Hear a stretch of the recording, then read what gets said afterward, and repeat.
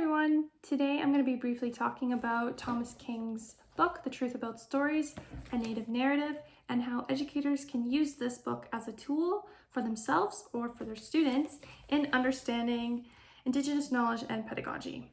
So my discussion today is going to be broken up into two different sections. Section 1 is going to be focused more on the lessons that I've learned and interpreted in this book and would then pass on to my students.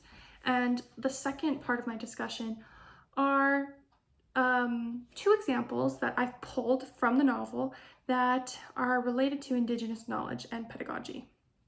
So starting off my discussion, King on page 9 states, "Stories have the power to control our lives." Now, this doesn't necessarily have to be interpreted negatively. Certainly, there's good examples of this, as we see in Indigenous resilience. So Indigenous people have a strong sense of resilience and strength through their ancestors who have gone through immense atrocities and have had to face adversity. A negative example of this is one that we've been familiar with and discussed in class, and that is the example of Jessica. So Jessica has become a product of her past through her parents who have shared negative stories with her about Indigenous people, and that's ultimately shaped her perspective of them, progressing into an adult. In the case of King specifically, at this point in the book, he is talking about his relationship with his father, or lack of relationship with his father. So he is a product of that trauma, if you will, and lack of father figure in his past, and that's now affecting him in his current state. So he's a product of his past.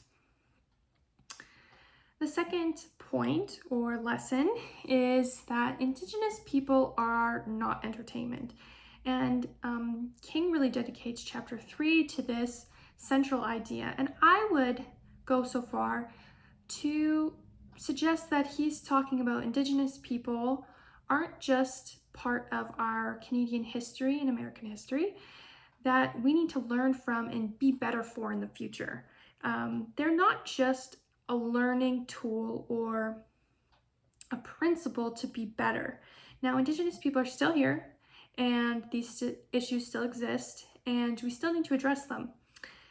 And we really need to put our learning into practice, and I think that's definitely part of reconciliation, but truth needs to be attached to our words, and action needs to be attached to our words. So the story King specifically is talking about here in relation to this idea is when he was a part of a panel of multiple Indigenous folks. I think there was 3 of them that went to a university down in Carolina.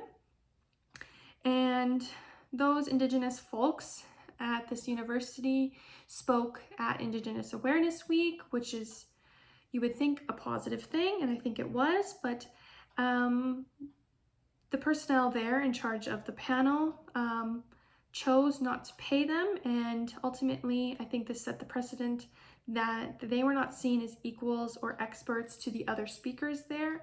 And it really is alluding to the idea that Indigenous people then, and certainly now, people still see them like this, cease to exist as human beings, and they're not on the same level as their counterparts. And really, this lesson is just about respect and how society, white North America, and colonialism has established a narrative about Indigenous people.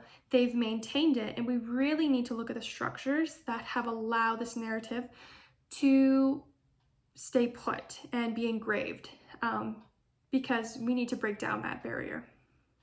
So the second part of my discussion are the examples King discusses in relation to Indigenous knowledge and culture.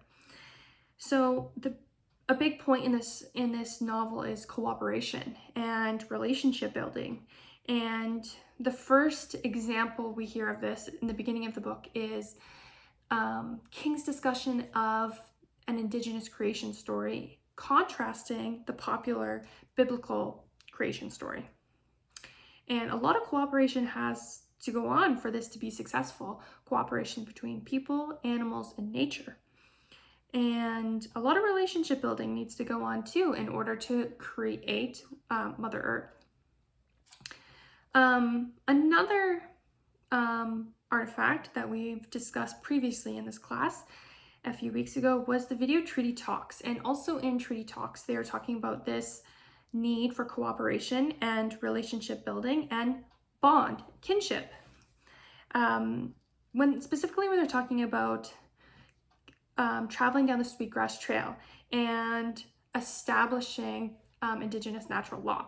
So the speaker was talking about, she had the diagram of what we would call an X, and on each side of that X we had the elders and the children, and the elders need to share information, teach, and speak to children.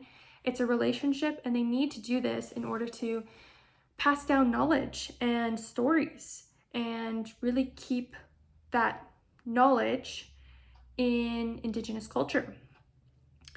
The second point is just the whole theme, central focus of the book, and that's storytelling and maintaining and valuing oral history, and which is so important to Indigenous culture.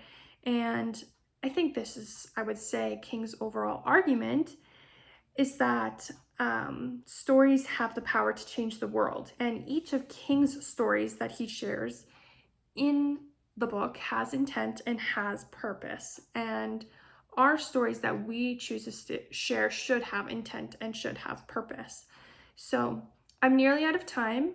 I really enjoyed the book, but I'll leave you with this question that I thought of when I finished the book, and that is, what if we changed the stories we decided to tell? How would this affect the world, and what would it look like? So it's a loaded question, and I'll leave you to ponder it.